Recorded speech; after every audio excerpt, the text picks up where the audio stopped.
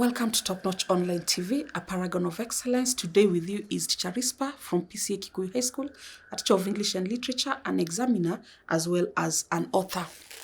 In our previous episode, we were looking at one among the short stories, a short story by the name of Ghosts.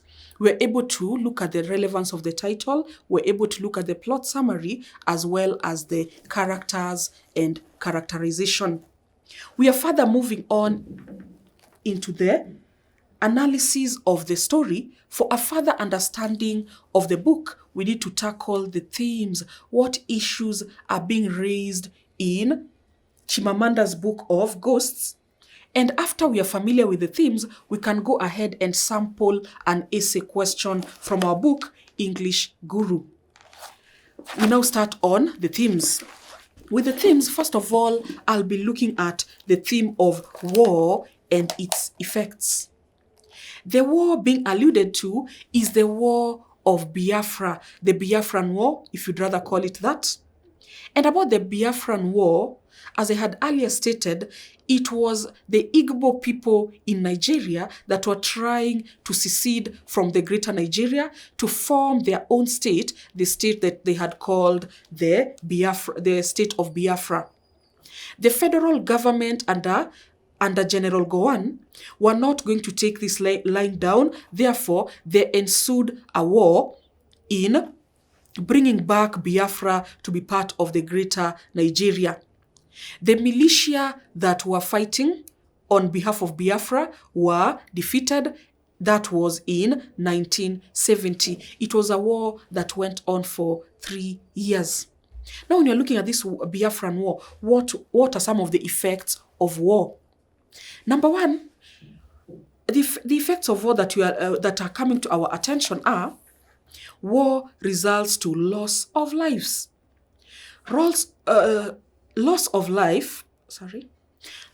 War results to loss of life. Loss of life can be illustrated in a number of characters that lost their lives. Among them, we are seeing Ikenna lost his whole family through a bombing when his village was attacked. Another example of someone who lost his life is someone by the name of Chris Ikigbo. Chris was a great poet, but then he decided to pick the gun and fight for his people, and he ended up losing his life. But you're seeing later, Noe appreciates his act of bravery. We see yet another person losing the life. We are looking at Noe has lost a daughter by the name of Zik. Zik died during the war, where he claims the war took her. Therefore, we are justified to say that she lost her life during the war. Another effect of war we look at is war results to destruction of property. Whenever there's an eventuality of war, property is bound to be destroyed.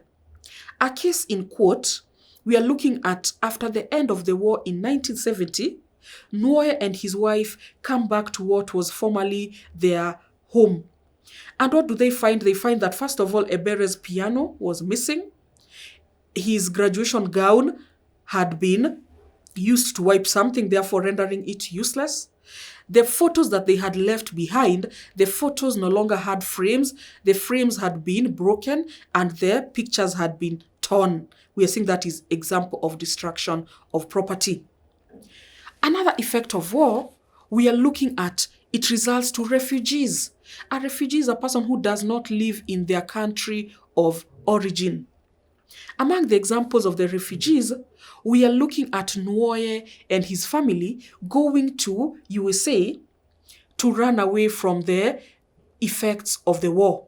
And you're even seeing him taking up a job in USA. Therefore, he is no longer in his own country. Another refugee we are seeing is Ikenna. Ikenna claims that he had gone to Sweden aboard a Red Cross plane. That is yet another refugee. And children were also evacuated later to go to Gabon, yet another example of refugees. We are also looking at another effect of war. War results to insecurity. Insecurity, I'll give the example of the Red Cross was trying to evacuate people to take them to better places, places that are secure.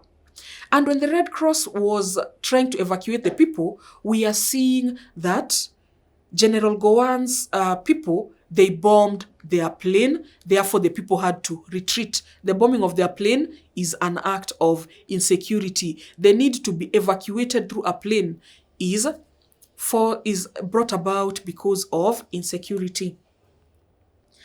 Another effect of war, some people do not die, therefore it results to casualties. Some people end up injured because of war. An example of people getting injured because of war, we are looking at the incident that Noe narrates. There is an instance where a soldier had been injured and he was bleeding profusely. This soldier had been bundled into Noye's car and his blood had seeped into the upholstery of that car. That was one among the casualties of war. Another effect of war we are looking at, it results to displacement of people. Some people had to be displaced because of the war.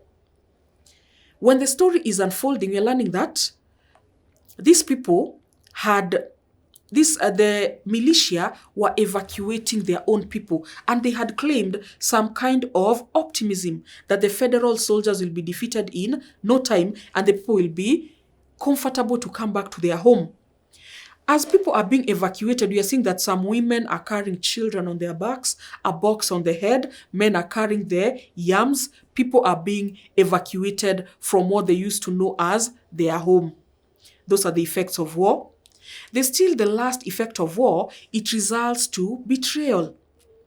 When Noe is recalling about the incident of the war, Noe is feeling some kind of bitterness towards some people that they consider saboteurs. They popularly call the saboteurs sabos. These sabos, they would sell out their own so that they can be given some safe transition into Nigeria. They would be saved from where there was war in Biafra, and they'll be taken to, they would be given safe passage into the greater Nigeria. So we are seeing some people decided to betray the cause. Another theme you're looking at, let's look at the theme of poverty. Poverty and suffering. People are suffering because they are lacking. Let's have one among the examples. One among the examples we are seeing, Vincent had been a chauffeur. He's even claiming his retirement benefits, but what does he have to show for his retirement? Almost nothing. He's even forced to take up a job, a business. He's even forced to start a business as a cobbler, mending people's shoes to try and sustain himself. Someone who has retired, you're expecting that he has something to show for it. And if he doesn't have something to show for it, he'll have to still sustain his existence by taking up another way that will give him an income. He becomes a cobbler. Even as he is a cobbler, he is complaining that the returns are not great because the university students in the hostels, they are not paying him his dues. That is one example of poverty. Another example of poverty comes in the form of the outward appearance of the people as they are evacuating the university premises. We are being told of mothers having boxes carrying boxes. We're being told of mothers carrying boxes on their heads and children on their backs. And the children who can walk by themselves, they are barefoot. Someone cannot be barefoot if he could have afforded a shoe. That is another example of poverty. We still have yet another example of poverty where we are looking at people talking about hunger. Hunger would kill them. And these people are reduced to mere beggars, begging people who look like they're well off to buy them food. There are some people gathered under a flame tree and they keep calling Noe, Professor, could you buy us some food? And he ends up buying for them bananas as well as ground nuts. Still under poverty, we are looking at businesses that are not going very well. They've given the example of carpentry. Carpentry is not paying well. At the same time, they are saying that they have money problems from money lenders. A money lender would only have a problem with you if you have failed to honor your promise to pay back their money. Now they no longer have that ability to pay back the money. Therefore, that is an example of poverty.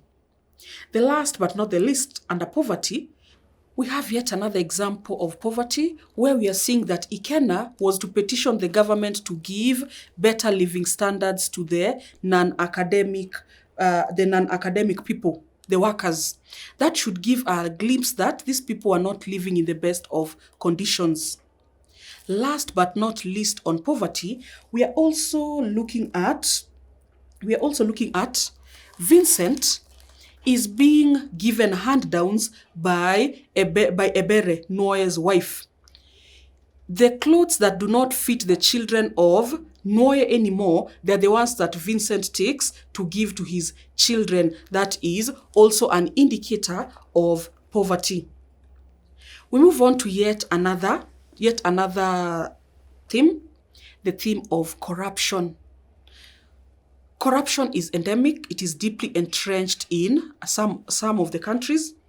And when you're thinking about corruption, you look at things such as bribery, embezzlement of funds, awarding people because of nepotism, such kind of examples. Under the theme of corruption, we shall consider the following illustrations. First of all, there is an example of bribery. Lecturers are reluctant to retire. They therefore go and bribe someone so that they can alter their ages backwards by 5. Someone does not want to get to the retirement age of maybe 60, therefore they go and bribe, and when they bribe, their documents are changed to read that they are 5 years younger. That is an act of corruption. A second example of corruption is the people who have retired, the retirees, they are lacking their pension money, despite them having made numerous visits to the university bursary to claim what is due to them, what is worth of them. When they go over there are some claims that have been made, and the claims are bordering towards corruption. Some of them, they are saying that among the stories that are being peddled, is that the university VC had squandered the money, banking it in high-earning accounts. He has kept the money in an account where he knows that he will earn a lot of interest. Other people are for the idea that it is the Minister of Education who has embezzled the funds. Therefore, what is left of the retirees, they have nothing to take home as their retirement benefits. We're also looking at an act of corruption where students are paying in exchange for grades. Someone wants a favorable grade, but they do not want to study. Therefore, what do? They end up using money to bribe to be given better grades, or better still, the lady students are using their body. They're selling their bodies so that their grades can be altered to read better. There are still other examples of corruption within the story where we are learning about a certain VC. A VC by the name of Josephat. Josephat, you are being told, he had run that university as if it were his father's chicken coop. He was the one who used to dictate who will be promoted and who will be stagnated. What does that tell us? People were not being promoted on basis of merit, but how good were you in terms with the VC by then who was Josephat? There is still corruption in the judicial system. Some people decide to go to court because of how Josephat is behaving, but then their going to court does not amount to anything. They can no longer bank on the judicial system to save them. We are also looking at another act of corruption where people are giving counterfeit goods.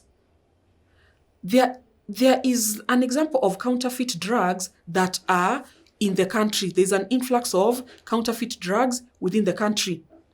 Even someone comes to the news and he is very courageous to face the camera and tell people that my drugs do not kill people, but they will not cure you for that particular disease. What is he telling us? That there are counterfeit drugs. Giving people drugs that are fake is an act of corruption.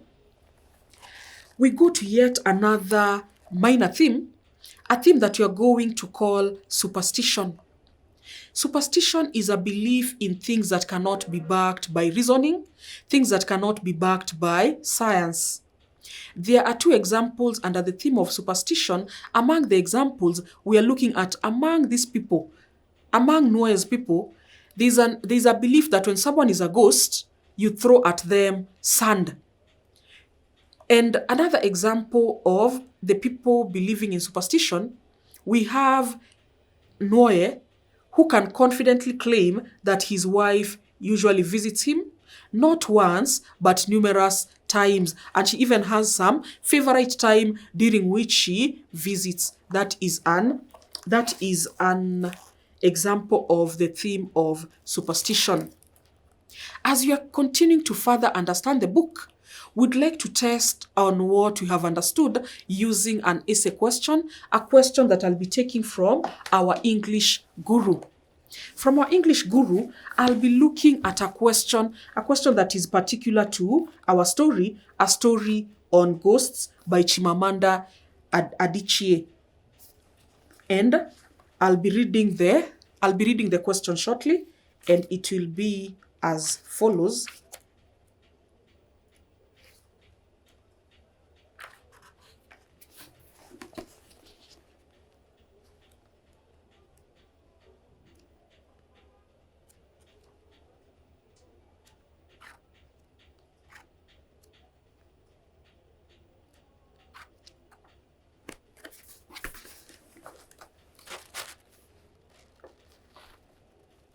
The question will be as follows, and we are citing the question from our English guru, top-notch English guru. The question goes as follows. Using illustrations from the story Ghosts by Chimamanda Adichie, write an essay on the effects of war. We are looking now at a theme that we had discussed, but then now in form of an essay question, asking you the effects of war.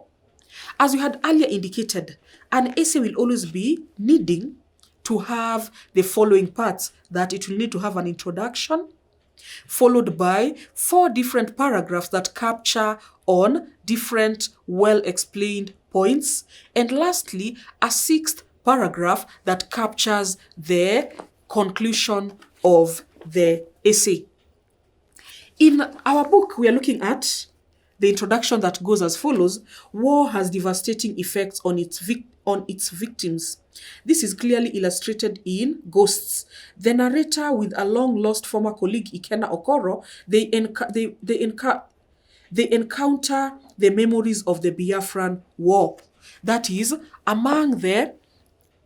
one among the types of introductions, an introduction that you can call a contextualized introduction. In fact, it is a general to contextualized introduction. It begins from telling us that the war has devastating effects. Then it goes ahead and it cites an example from the context of the book, talking about the recollection from Ikenna and Nwoye as well. The first point is that many people lost their lives. And even as we were explaining on the theme of war and its effects, we are looking at a number of characters that lost their lives. For example, we have Chris, the great poet. He lost his life. We're also looking at Ikenna. His whole family died when his village was bombed. We are looking also at Nwoye. Nwoye ended up losing his daughter Zik. That is one among the points. You just first of all bring it out in form of a topic sentence. Your topic sentence should have been as follows. War results to the loss of lives. The topic sentence is that which captures the point. Then you further go ahead, and as you're giving us the background, you tell us under what circumstances did an example you've chosen to give how did the example die, the circumstances surrounding it were on the background information. And as you are now winding up, you use a clincher. For example, we are as we are winding up on this point, we can talk about something such as many people, such as Zeke and Chris, they lose their lives because of the war. That becomes a clincher, summarizing what you have just told us in your explanation of that paragraph. We go to yet another point, and we are not going to look at the points in detail. But the second point is that war tends to displace populations. People are displaced because of the war, but we started with a topic sentence.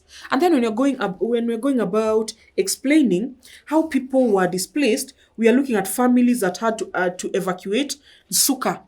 Nsuka in a hurry. The place that they were living at was called Nsuka. People had to be evacuated in a hurry by their militia who were expressing optimism that they were going to win the war. We have yet another effect of war, and we are talking about war leading to hunger and starvation. War leading to hunger and starvation, the best example towards explaining that would be in the form of, now these people were being given relief food. We are looking at the organization of churches that were bringing relief food, and they were doing it at night because of insecurity. That is a third point, that war often leads to hunger and starvation. Another one is, before I can leave that point on hunger and starvation, apart from the churches giving food aid to the people, we are also looking at an instance where the narrator says they were reduced to eating cassava peels, and they were watching their children's bellies swell from malnutrition. This is an indicator that people are not being well fed.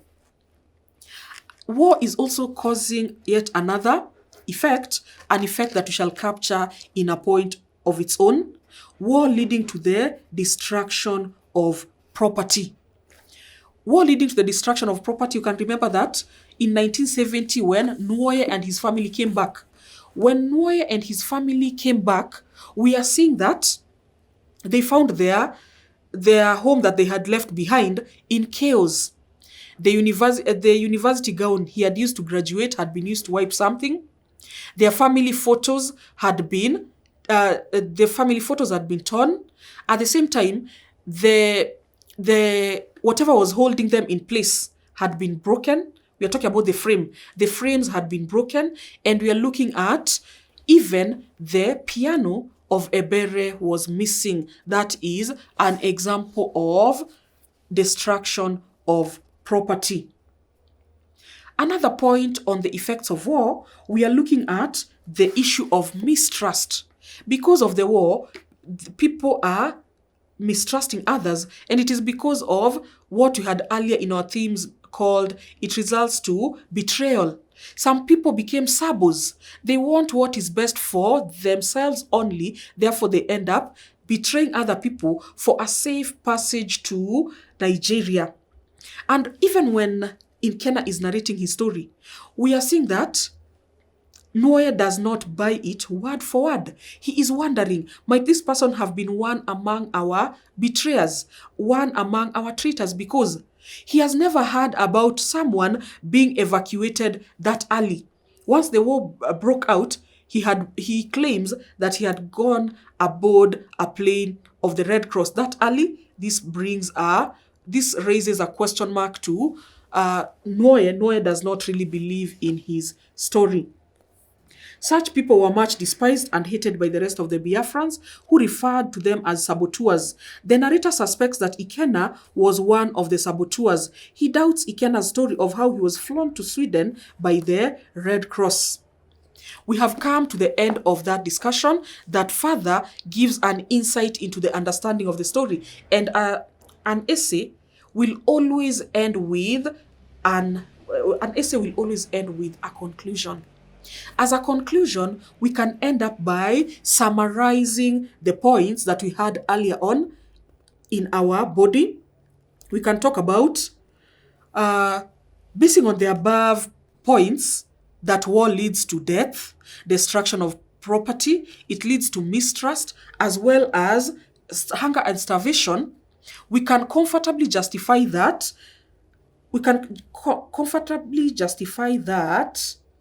War has numerous number of effects. We still can have yet another type of conclusion, a conclusion that can be coming in form of a piece of advice. Another conclusion, not in the book, but then we can advise people. Because of the effects of war, war should be avoided at any cost. That brings us to the end of our discussion for today, and I'm hoping that you have had an understanding of the story Ghosts. Until next time, it is a goodbye.